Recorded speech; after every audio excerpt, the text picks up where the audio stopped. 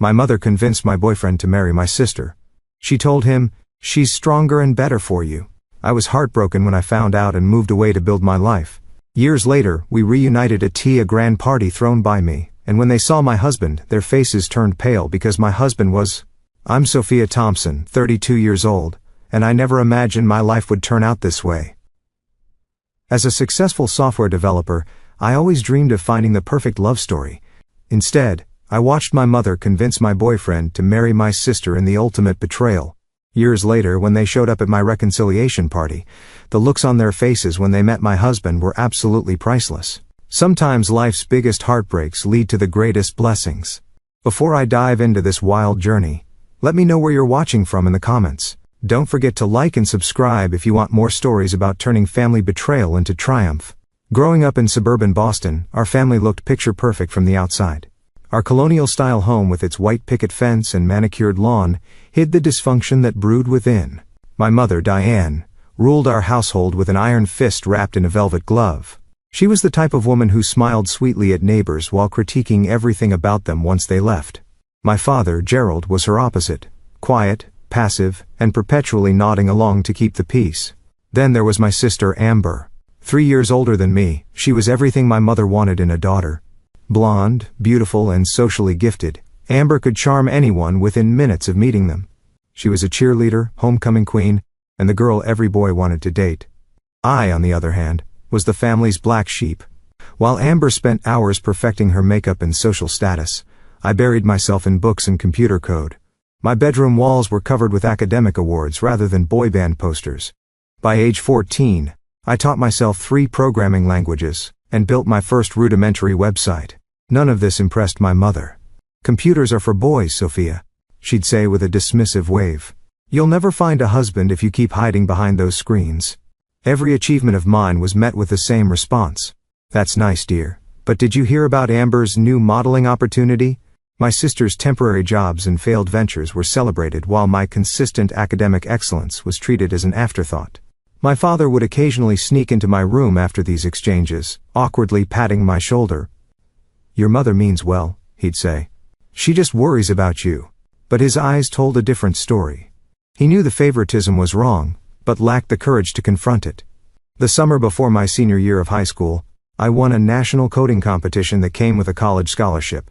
When I excitedly shared the news at dinner, my mother's response was, "Well, I suppose that's one way to get to college since you won't be getting any athletic scholarships like Amber did." My father stared at his plate while Amber smirked. That night, I made a promise to myself. I would use that scholarship as my ticket out. I applied only to colleges at least 3 states away, and celebrated privately when my acceptance letter from MIT arrived. My mother's only comment was concern about me moving so far from family. College became my salvation. For the first time, I was surrounded by people who valued my intelligence and passion for technology. I met my best friend Zoe during orientation week when we both reached for the same computer science textbook in the campus bookstore. "You can have it," she said. "I'll just copy your notes when you inevitably understand everything better than me anyway." Her honesty and humor were refreshing. Through Zoe, I began building the confidence my family had systematically dismantled. She couldn't understand why I dreaded going home during breaks. "Your family sounds like a bad reality TV show," she said after hearing stories about my mother and Amber. "You know that's not normal, right?" I did know intellectually, but emotionally I still craved their approval. Each break I returned home, hoping things would be different. They never were. If anything, the contrast between my college life and home life made the dysfunction more apparent. By junior year, I'd limited my visits to major holidays. Each time I returned, I felt increasingly alien in my childhood home. My growing independence seemed to irritate my mother, who doubled down on criticism. "MIT is making you cold," she accused when I declined to play along with one of Amber's dramatic stories about a boyfriend who dumped her. "You used to be such a sweet girl." The truth was, I was finding my voice.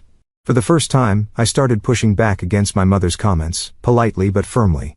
My father watched these exchanges with a mixture of concern and what I thought might be pride. During winter break of my senior year, when my mother suggested I dress more like Amber for a neighborhood party, I calmly replied, "I'm comfortable with how I look, Mom."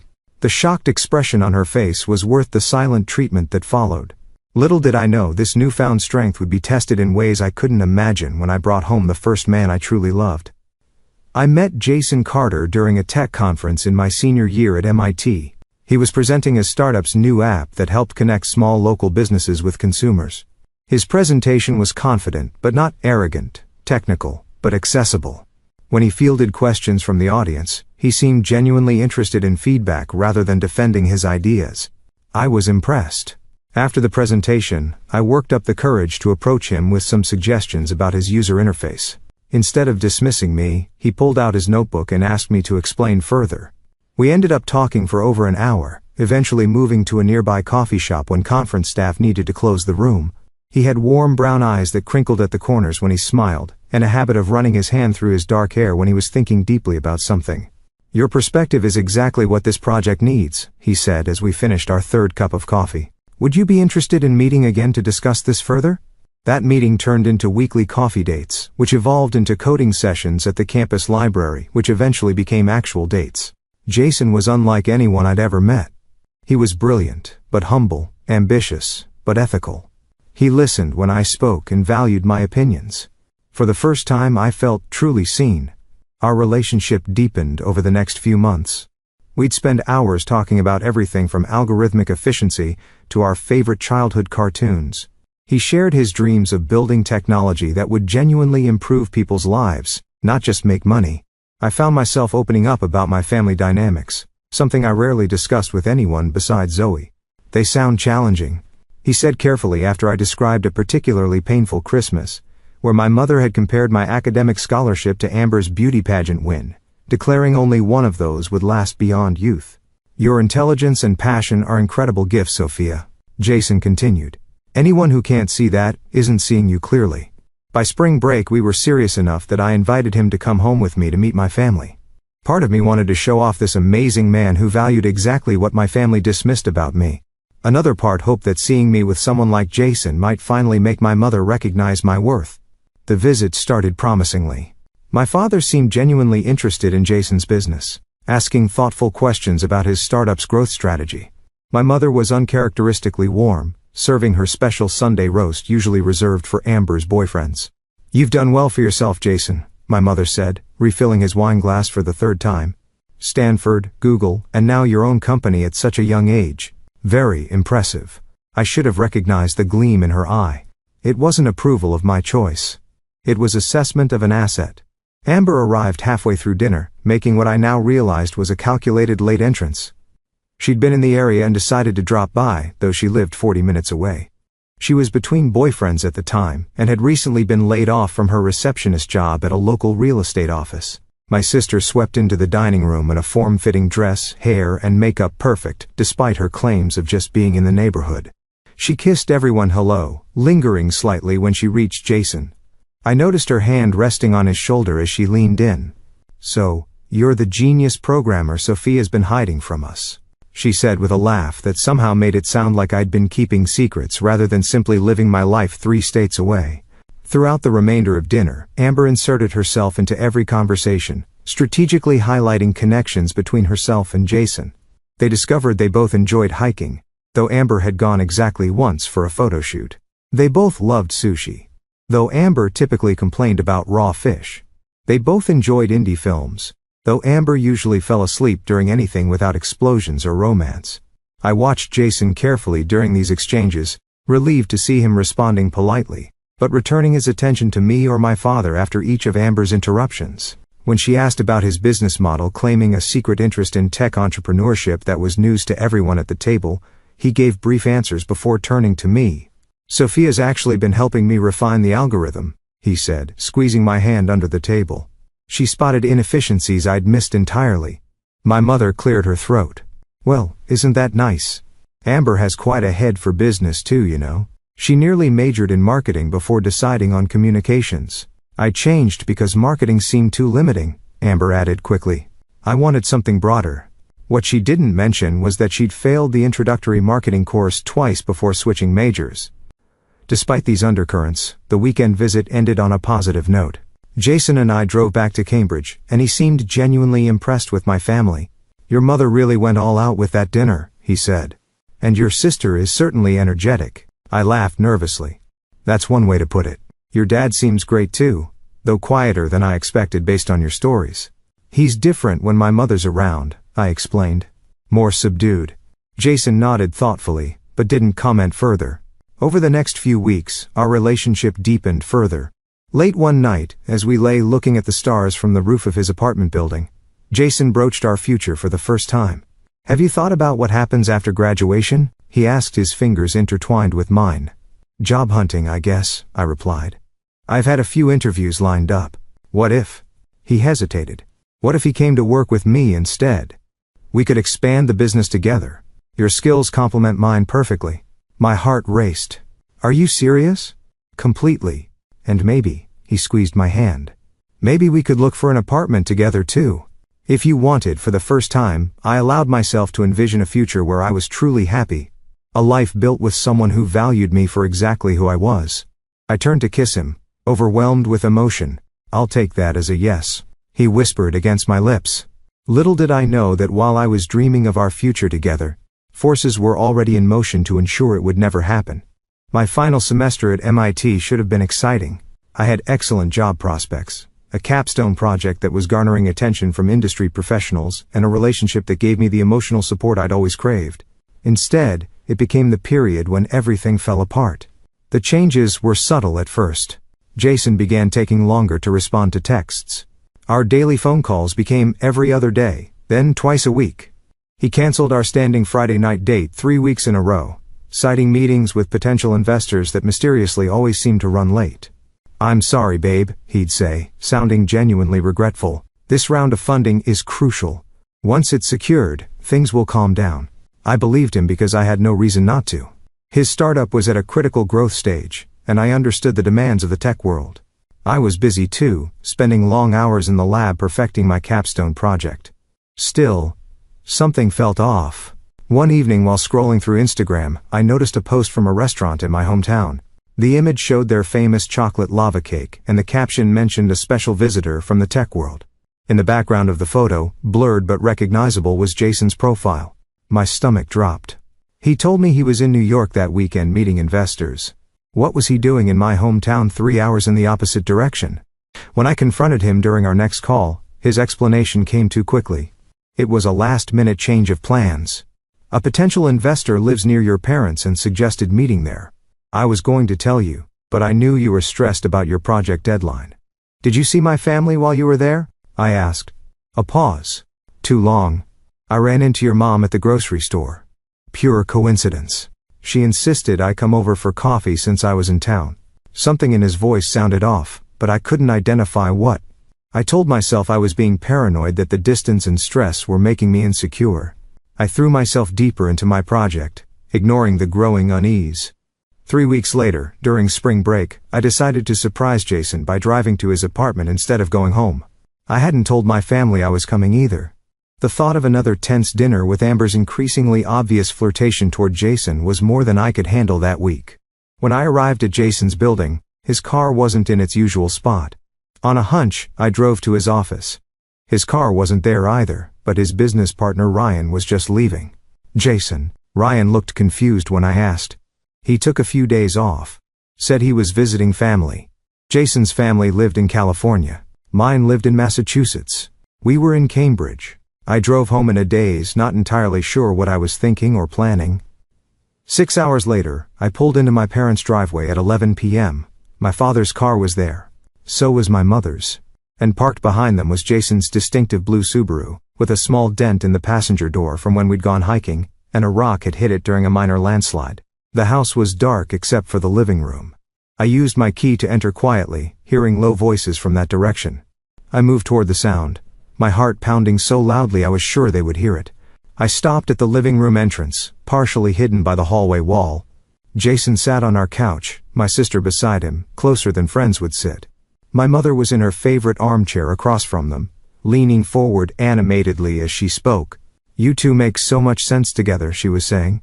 "Sophia is so absorbed in her computer world. She'll never fully appreciate what you're building, Jason. You need someone who understands the social aspects of business, the connections, the networking. Amber has those skills in abundance."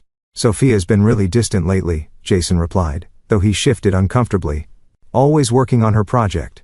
That's how she is, Amber chimed in, placing her hand on his knee. Always choosing computers over people.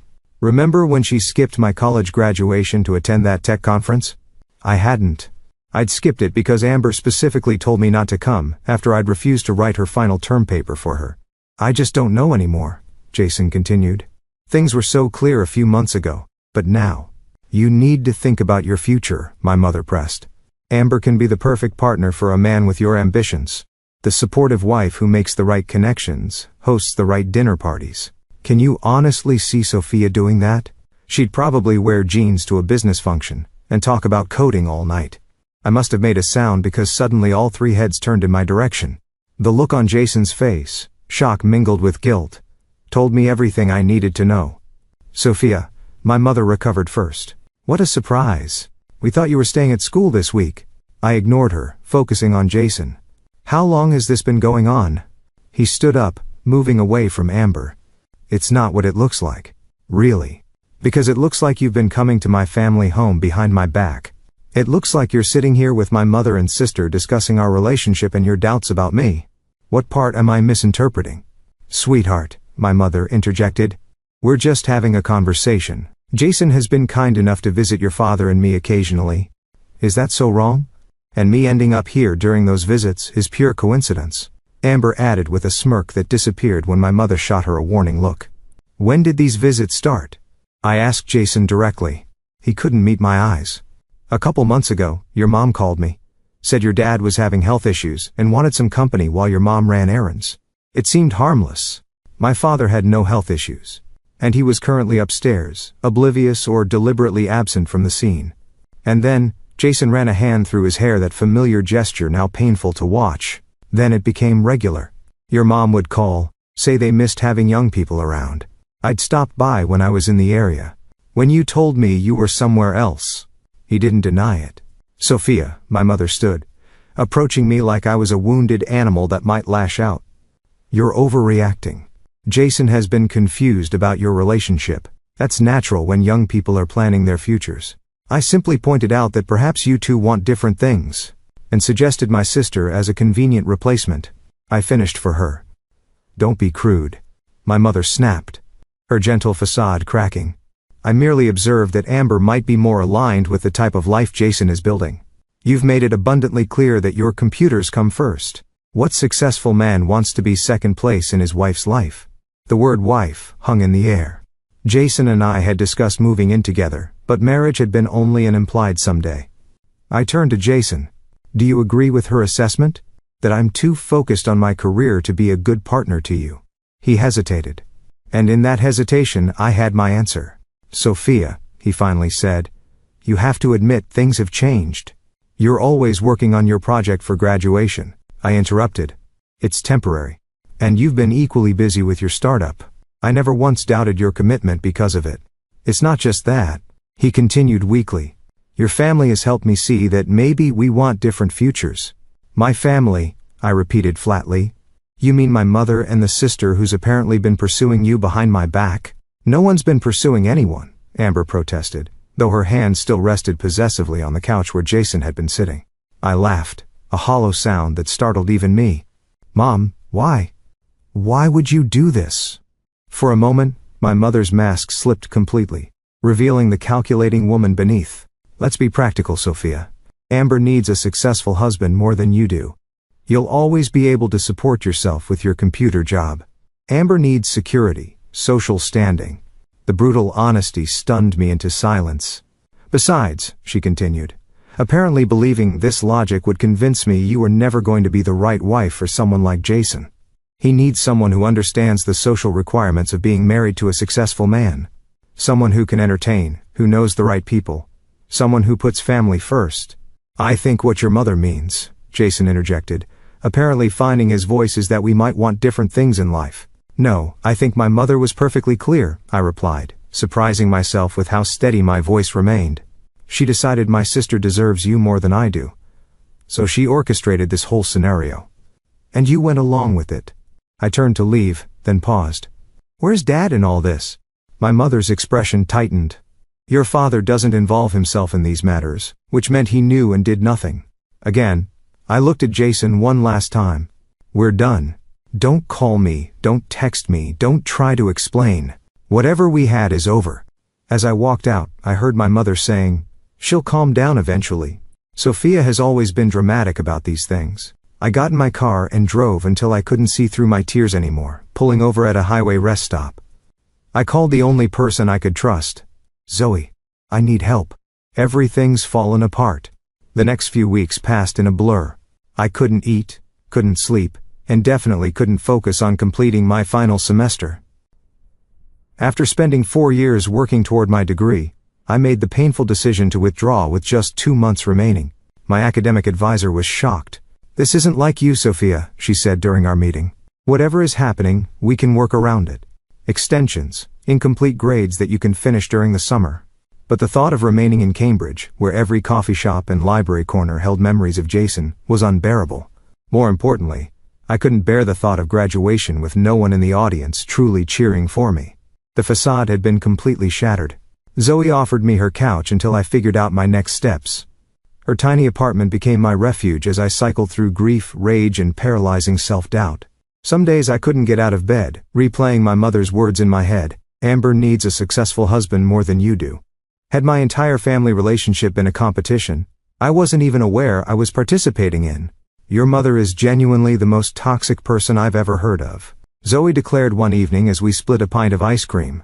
And I once had a roommate who stole my identity and opened 3 credit cards. Despite her attempts at humor, I could see Zoe's growing concern. After I spent a week barely leaving the couch, she gently suggested therapy.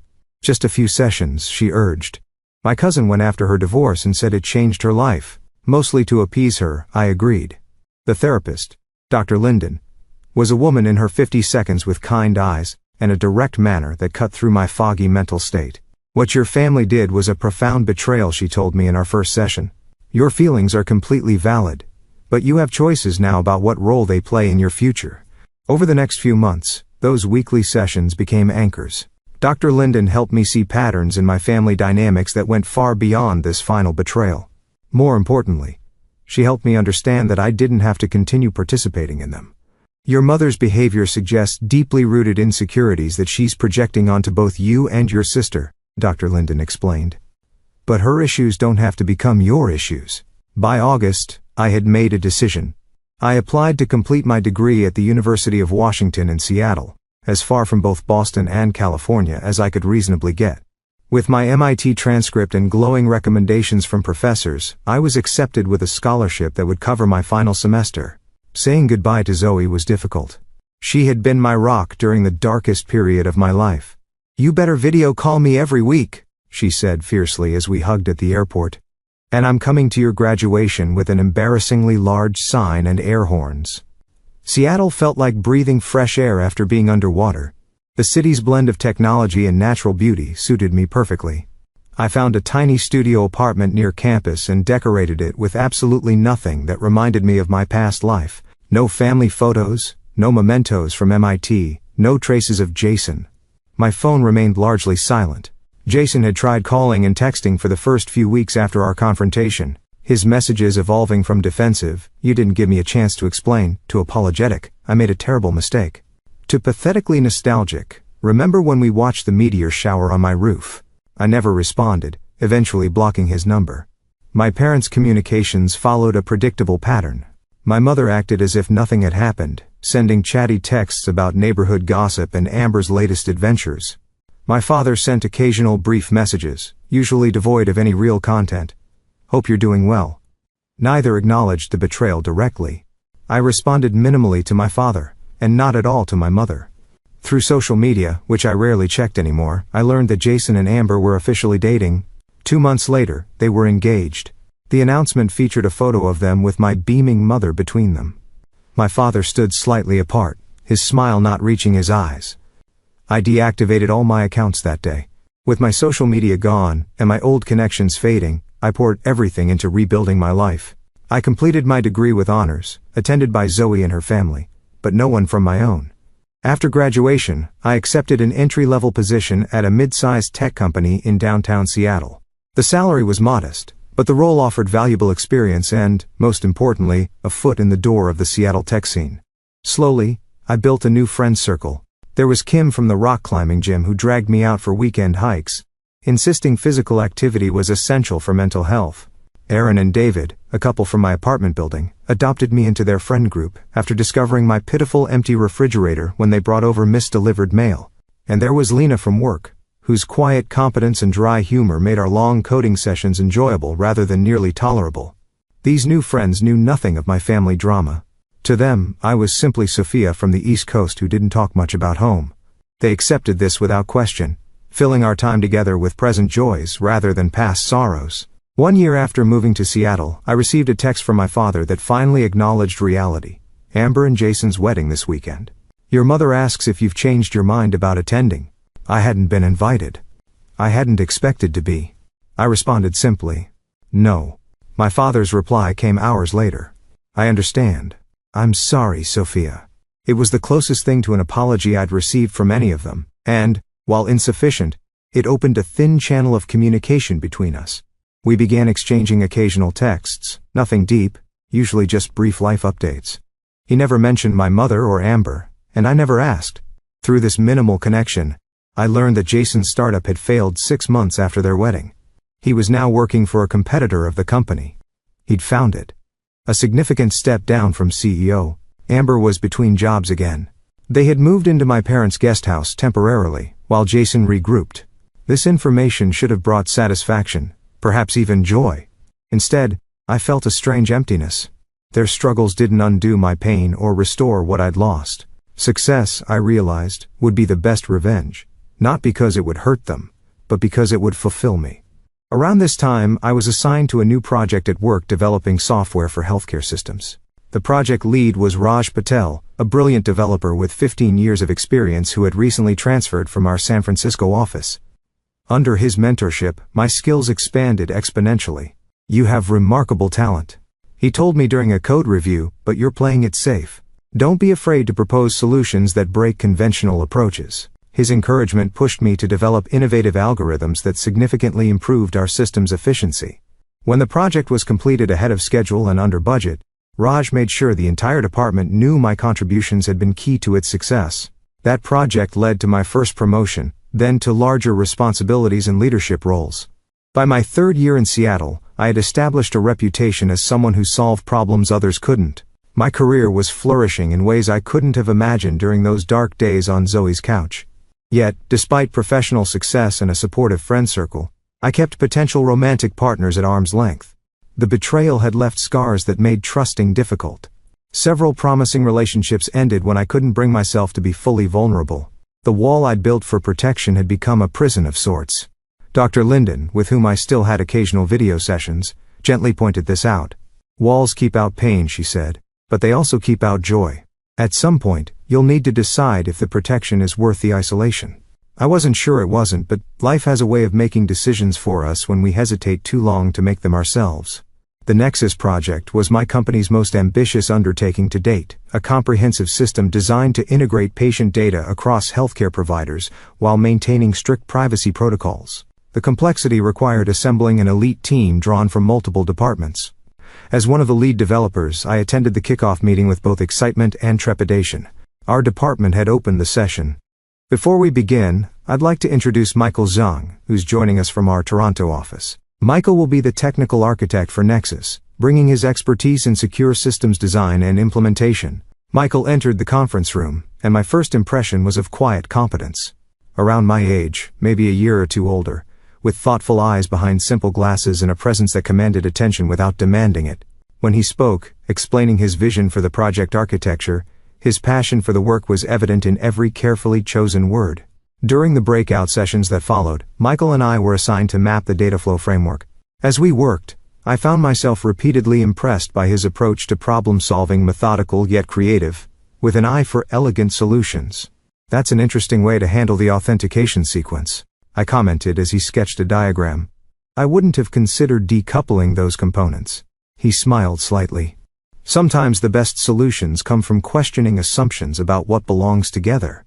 Something in his tone suggested he might be talking about more than just code. Over the following weeks, Michael and I developed a productive professional rhythm.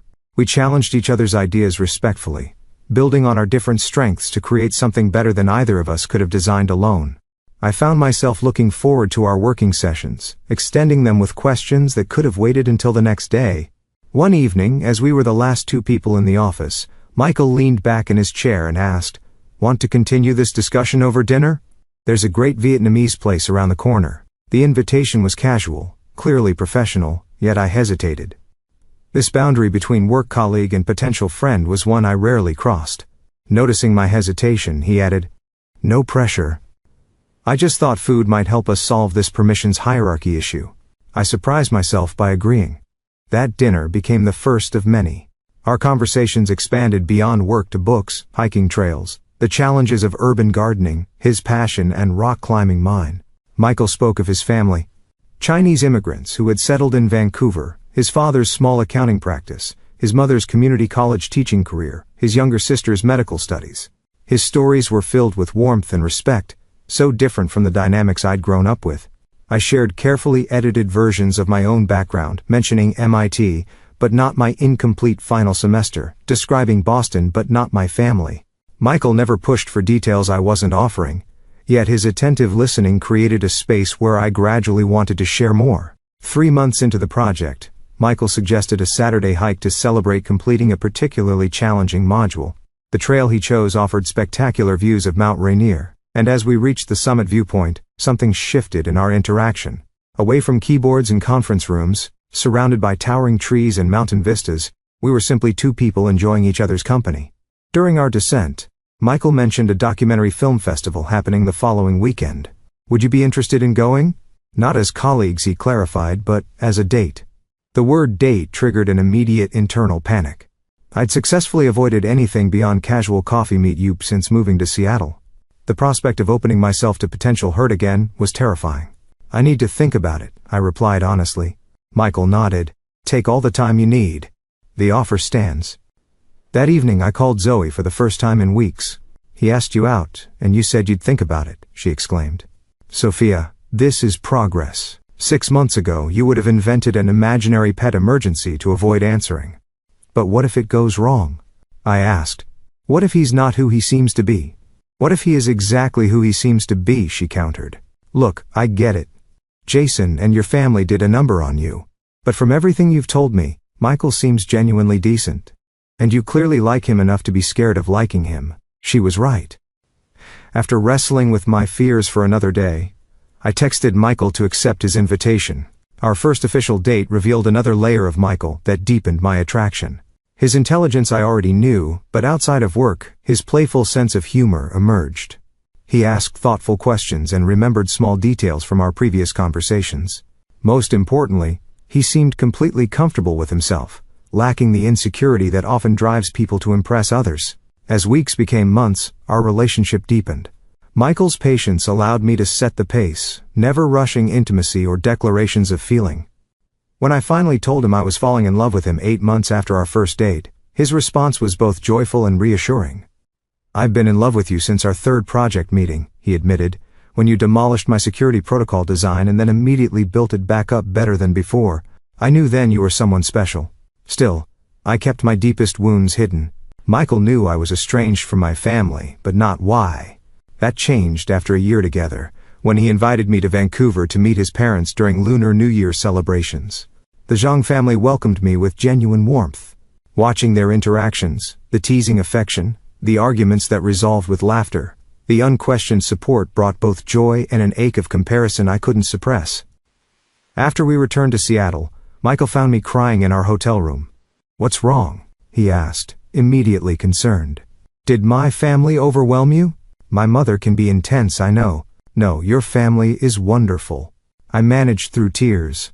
"It's just, they made me see what I never had." That night, I finally shared the full story. MIT, Jason, my mother's manipulation, my sister's betrayal, my father's complicity, the shattered life I'd fled, and the new one I'd built from the pieces. Michael listened without interruption, his expression shifting from shock to anger to deep compassion. When I finished, he took my hands in his. "Thank you for trusting me with this. I understand now why trust is so difficult for you." He paused, choosing his words carefully. What they did was unforgivable. But I need you to know something. Not everyone will betray you. I won't betray you. You can't promise that, I whispered. I can promise to try every day to be worthy of your trust, he replied. And I can promise that if we ever have conflicts or doubts, I'll bring them directly to you, not to anyone else. His response wasn't a blanket reassurance that my fears were unfounded. Instead, it acknowledged the reality of my experience while offering a different path forward. That honesty meant more than 1,000 promises never to hurt me could have. Our relationship deepened after that night. With my history no longer a shadow between us, I could fully embrace the possibility of a future together. Michael became not just my partner but my closest friend, challenging me when I needed challenging and supporting me when I needed support. 2 years into our relationship, during a weekend trip to the San Juan Islands, Michael proposed. The ring was an emerald rather than a diamond, set in a design he'd helped create. It reminded me of your eyes, he explained, and emerald symbolized truth and love. Both seem appropriate. Though I'd known this moment might come, I found myself hesitating. Are you sure? My family baggage is considerable. Michael smiled. I'm not marrying your family. I'm asking to marry you, Sophia Thompson, with all your brilliance and strength and carefully protected heart. Will you build a life with me? Yes, I said. The word carrying all the certainty I'd never thought I'd feel again. Yes, I will. We planned a small wedding with just our closest friends. I didn't invite my family, though I sent my father a brief text letting him know I was getting married.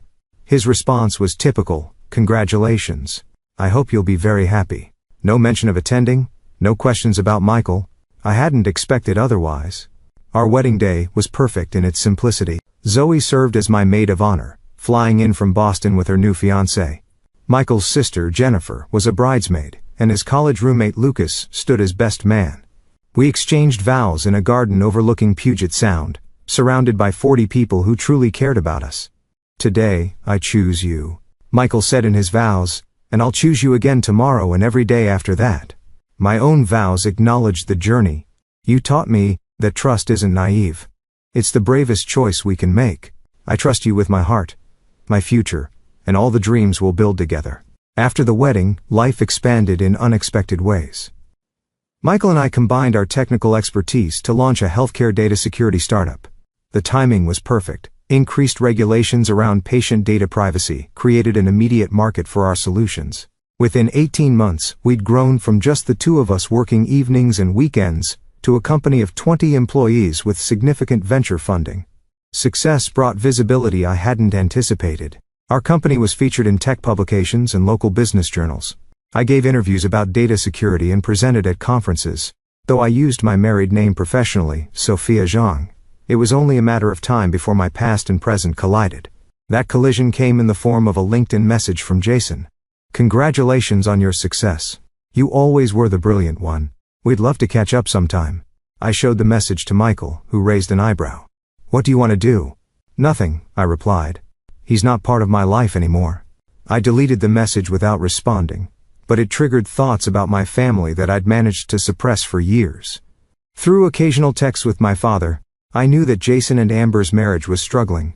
His career had never recovered from his startup's failure, and Amber had grown resentful of their financial dependence on my parents. My mother apparently still controlled the family narrative, positioning me as the ungrateful daughter who had abandoned them. Then came news that changed everything. My father had been diagnosed with pancreatic cancer. His text was characteristically understated. Doctor says 6 to 12 months. Would like to see you before then. After years of maintaining emotional distance, I found myself at a crossroads. The hurt remained, but so did earlier memories of my father teaching me to ride a bike, sneaking me extra dessert when my mother wasn't looking, quietly encouraging my academic interests even when he didn't understand them. I think I need to go, I told Michael that evening. Then we'll go, he replied simply. Together. The decision to reconnect with my family opened the door to a confrontation years in the making. A confrontation that would finally bring everything full circle in ways I never could have anticipated. After careful consideration, Michael and I decided that rather than visiting my family home, where my mother would control the environment, we would invite them to Seattle. The distance would give me emotional space and the home field advantage I needed for such a loaded reunion. We'll host them at our place, Michael suggested. That way you can set the terms of engagement. Our place was a waterfront property on Mercer Island, purchased after our company's second round of funding. The modern glass and cedar home with its expansive views of Lake Washington reflected our success in a way that words couldn't convey. I wasn't above wanting my family to see what I'd built without them.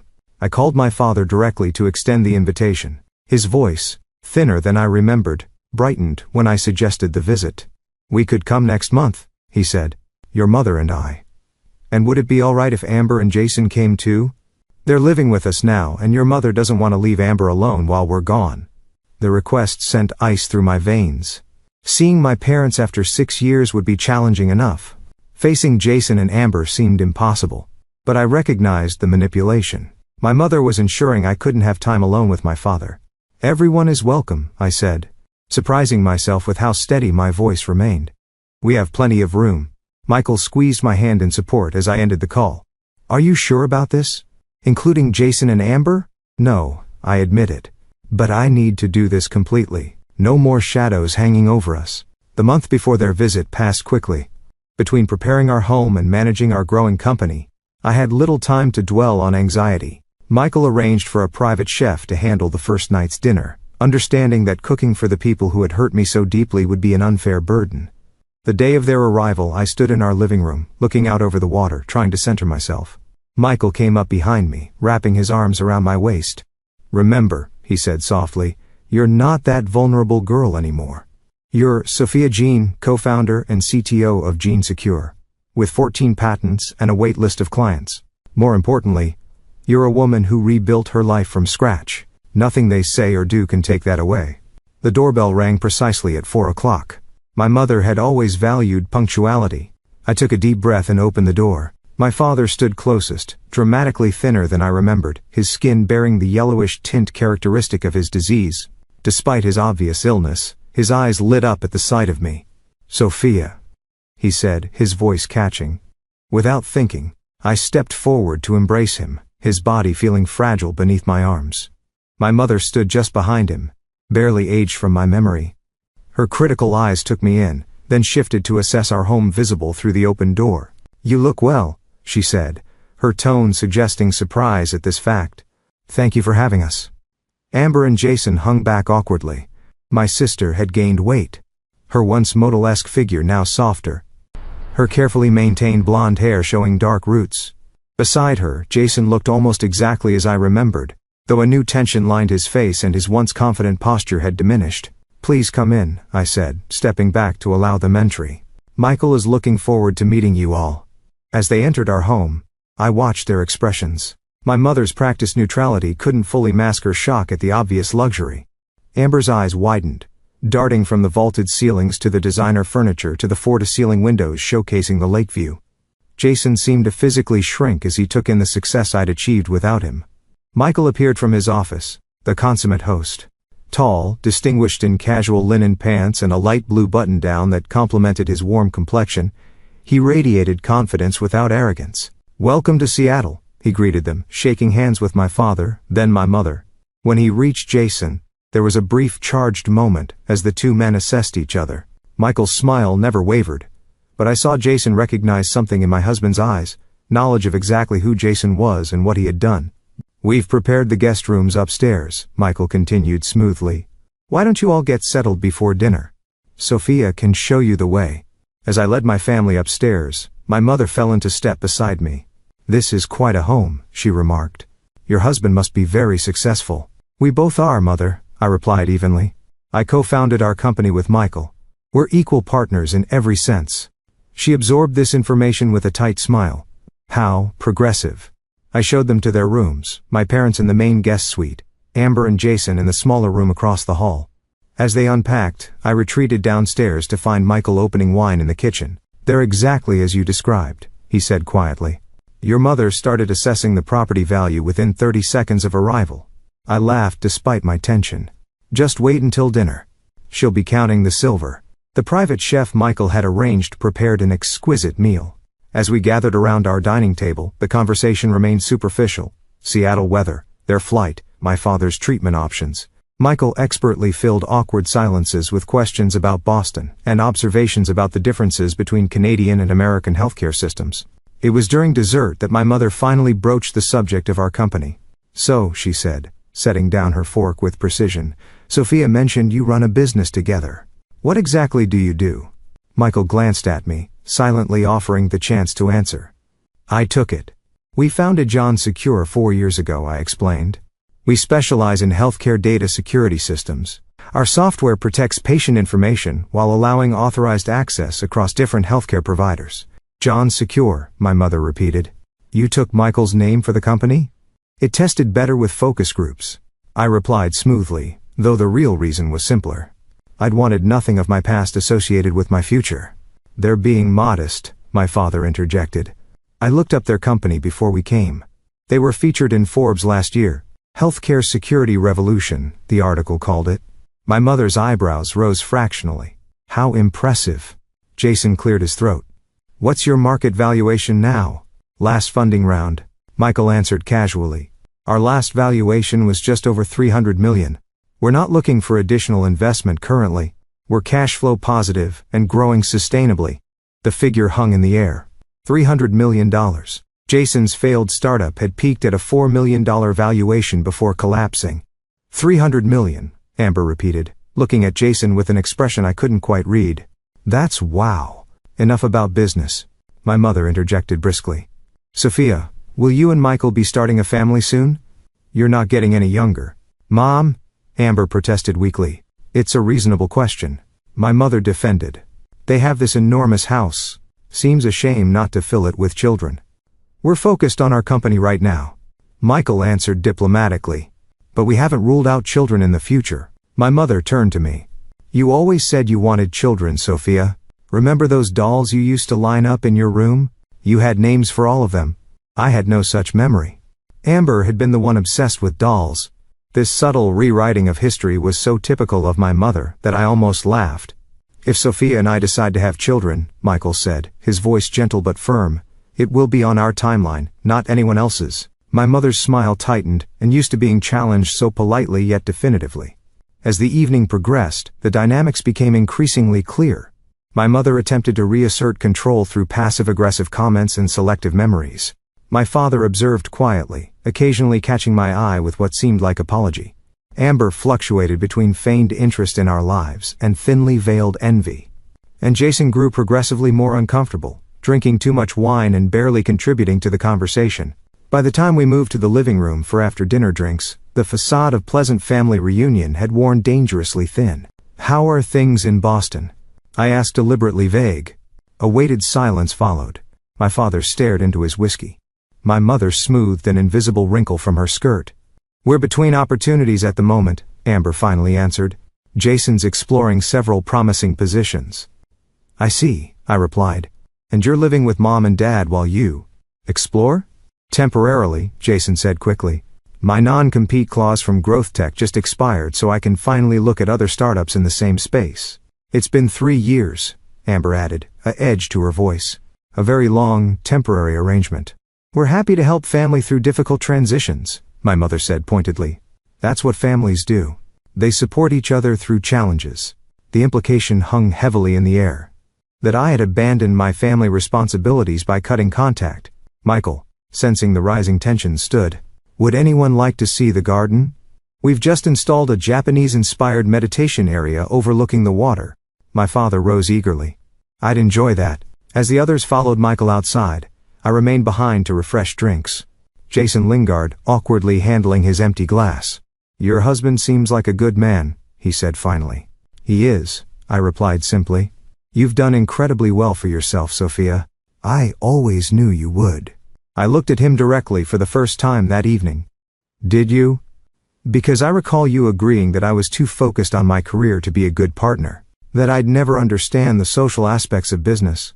He flushed. I was confused. "Your mother can be very persuasive." "Yes, she can be. But we all make our own choices, Jason." He set down his glass. "I made the wrong one. Surely you know that by now." Before I could respond, my father appeared in the doorway. "Sophia, could I speak with you privately for a moment?" Jason nodded awkwardly and slipped past my father toward the garden. My father took a seat on the couch. His movements slow and deliberate. "Your home is beautiful," he said. "But more importantly, you seem happy." "I am," I confirmed. "I owe you an apology," he continued, his voice slow. "Many apologies, actually. I failed you, Sophia. I knew what your mother and Amber were doing with Jason, and I did nothing to stop it." The directness of his admission startled me. "Why not?" He sighed heavily. "Cowardice, mainly. I've spent 40 years taking the path of least resistance with your mother. It was easier to let her have her way than to fight battles I didn't think I could win." He looked up, his eyes damp. "But that's no excuse for letting her hurt you. For hurting you myself through inaction." His sincere regret pierced the armor I'd built around my heart. "I needed you to stand up for me, Dad. I know. And I'll regret until my dying day that I didn't." He reached for my hand. "I don't expect forgiveness, Sophia. I just wanted you to know that I see clearly now what happened, and I'm deeply sorry for my part in it." From the garden, raised voices drew our attention.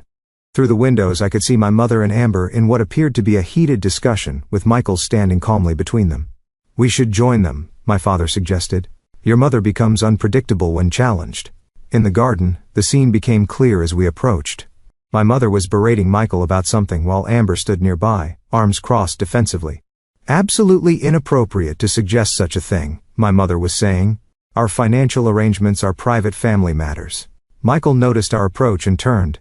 "Ah, Sophia Gerald. We were just discussing family dynamics. He's suggesting we're taking advantage of Dad's finances," Amber blurted. "As if we're some kind of parasites." Michael shook his head. "That's not what I said. I simply observed that multi-generational living can create complex financial interdependencies that sometimes prevent people from making fully independent choices." My mother's face flushed with anger. "You know nothing about our family." "On the contrary," Michael replied calmly. "I know a great deal about your family from Sophia's perspective. I know about the manipulation, the favoritism, the betrayal." "Michael," I warned softly, though part of me thrilled to hear someone finally confront my mother directly. "Betrayal is a strong word." My mother sniffed. "Family matters are complicated. Sophia has always had a flair for drama and a selective memory." "Mom," Amber interrupted, surprising everyone. "Stop.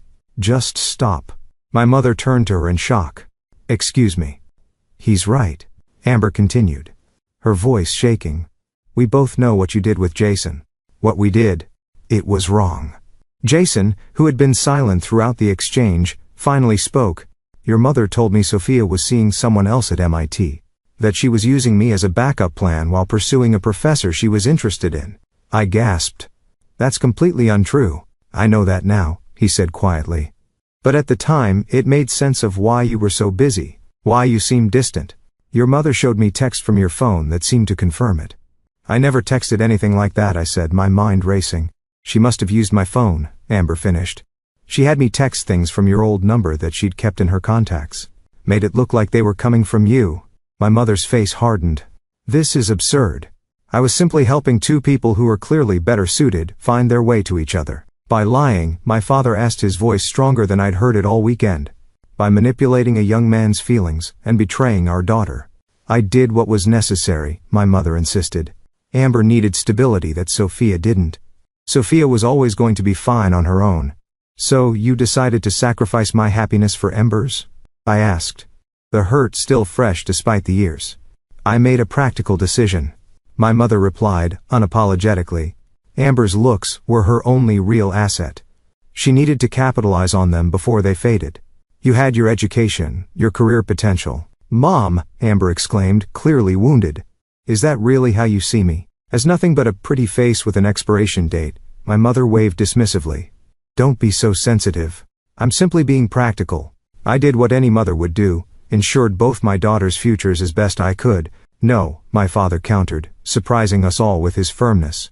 "You did what served your vision of how things should be. You didn't consider what either of your daughters actually wanted or needed." The garden fell silent. My mother's face registered shock at my father's rebellion. Amber looked torn between vindication and devastation at our mother's assessment of her worth. Jason stared at the ground, the full extent of his manipulation finally clear.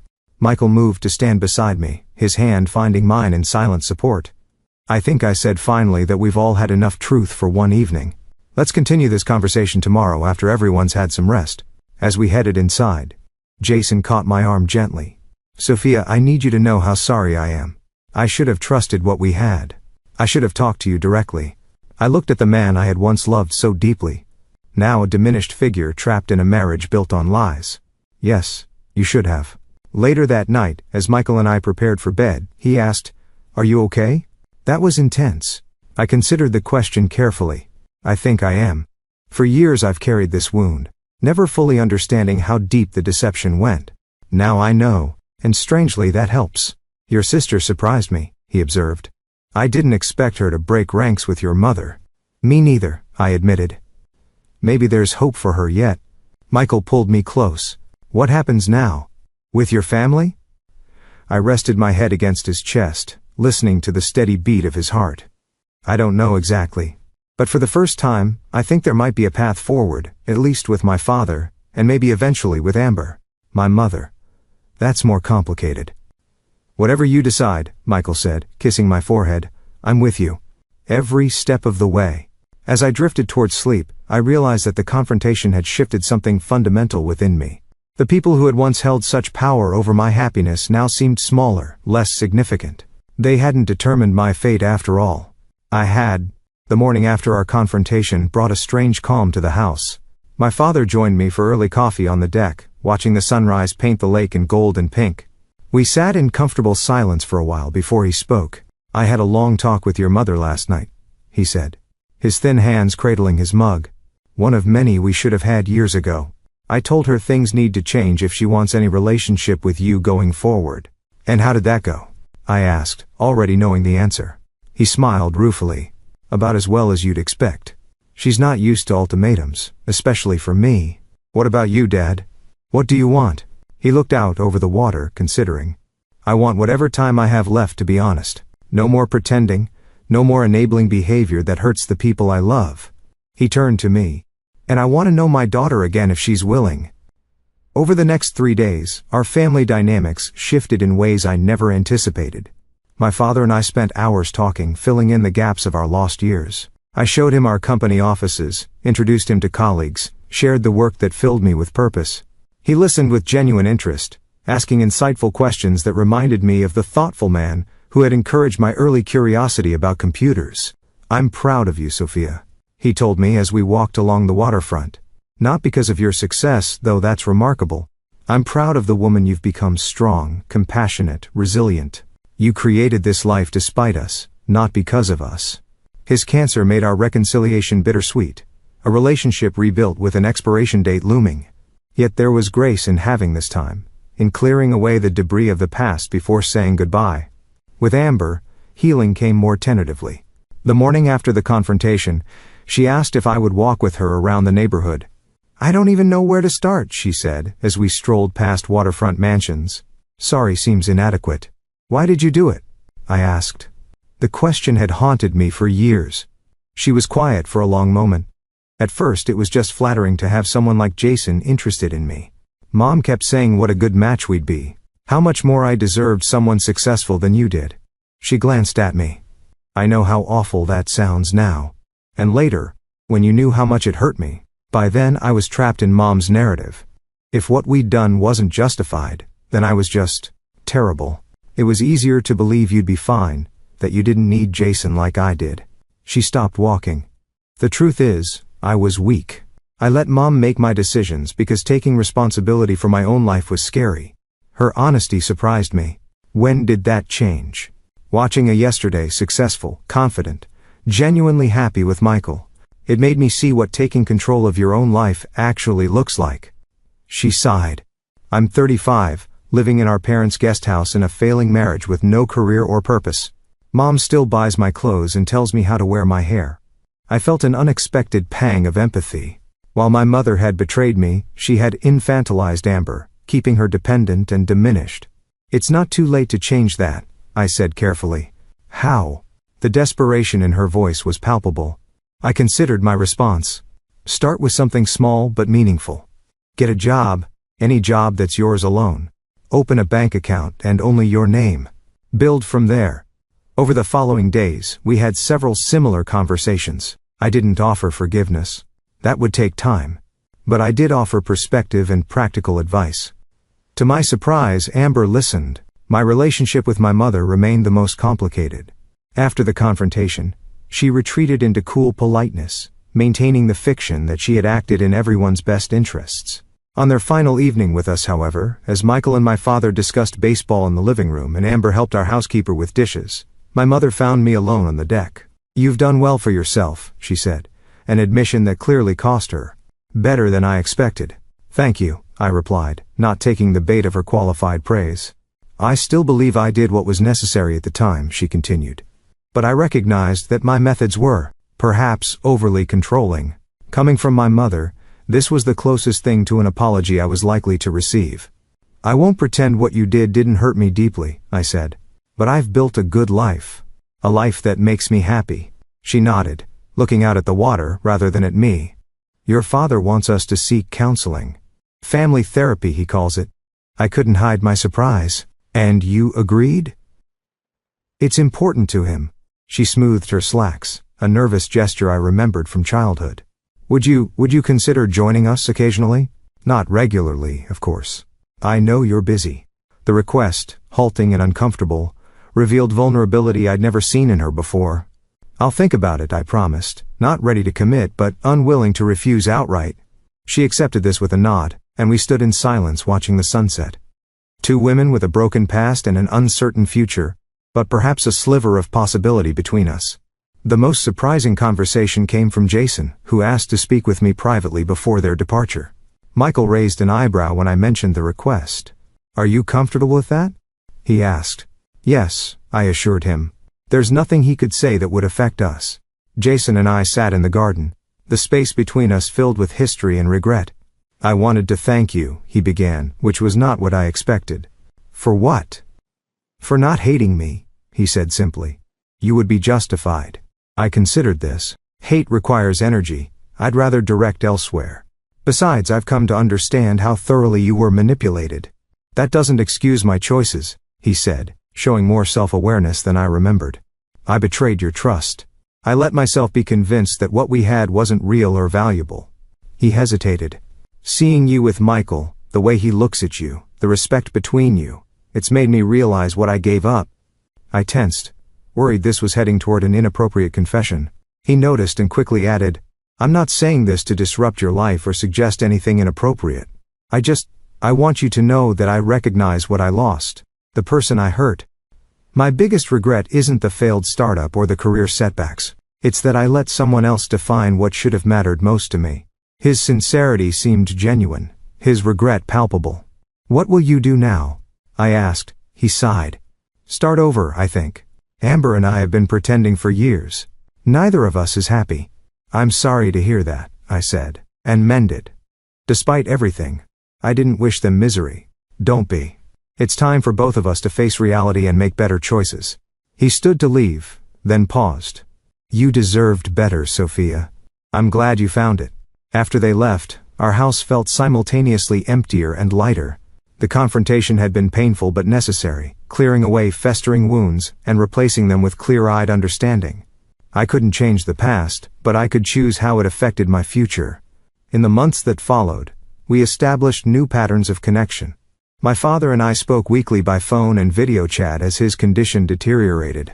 I flew to Boston twice to spend time with him, difficult visits that nevertheless brought peace to both of us. When he passed away 8 months after our reunion, I stood beside my mother and sister at his funeral, united in grief if not in full reconciliation. After my father's death, Amber surprised everyone by following through on her promises to change. She filed for divorce from Jason, moved into her own apartment, and found work as an administrative assistant at a community college. The position was modest, but represented independence she'd never known. We maintained cautious, but increasingly warm contact, rebuilding a relationship that had been poisoned since childhood. My mother remained my mother, critical, controlling, resistant to change, but our confrontation had shifted the power dynamic permanently. She could no longer rewrite history or manipulate me. I engaged with her on my terms or not at all. It wasn't a warm relationship, but it was an honest one. With my family receding to their appropriate place in my life rather than dominating it, Michael and I focused on our future. Our company continued to thrive, expanding internationally and developing new security protocols that became industry standards.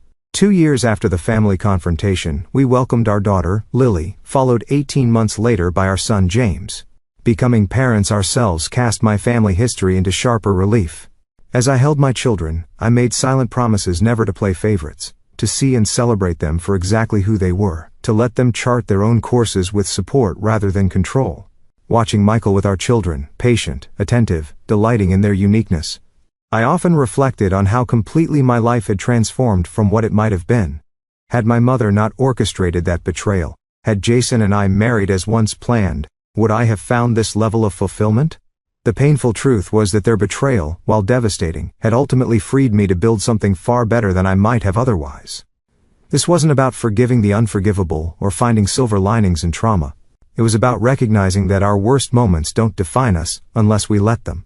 That sometimes the path forward requires leaving behind not just people who hurt us, but also dreams and expectations that no longer serve us. The ultimate victory wasn't financial success or professional recognition, though those were gratifying. It wasn't even the beautiful family Michael and I created, precious as they were. The victory was internal. The knowledge that I had rebuilt myself from broken pieces into someone stronger, wiser, and more compassionate than before. On my daughter's 3rd birthday, as our home filled with friends and laughter, I caught sight of myself in a window reflection. The woman looking back for a little resemblance to the devastated girl who had once fled her family's betrayal. This woman stood tall, confident in her worth, surrounded by love she had chosen and that had chosen her in return. I often think about the question of forgiveness. Have I forgiven my mother, my sister Jason? Not entirely. Some betrayals leave permanent marks, but I've released the anger that once threatened to define me. I've learned that the opposite of love isn't hate, it's indifference, and I've found peace in allowing those who hurt me to occupy an appropriate space in my heart and history, acknowledged but no longer central. The journey from betrayal to this peaceful place wasn't linear or simple.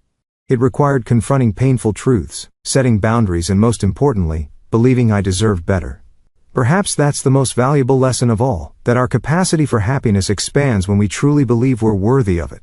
So if you're facing betrayal or heartbreak right now, remember this: the people who hurt you don't get to decide your worth. They don't get to write the ending to your story. That power belongs to you alone. Sometimes life's greatest gifts come disguised as its cruelest blows, redirecting us toward paths we might never have chosen, but that lead to places far better than we imagined. What painful experience has ultimately led you to something better? Share your story in the comments below.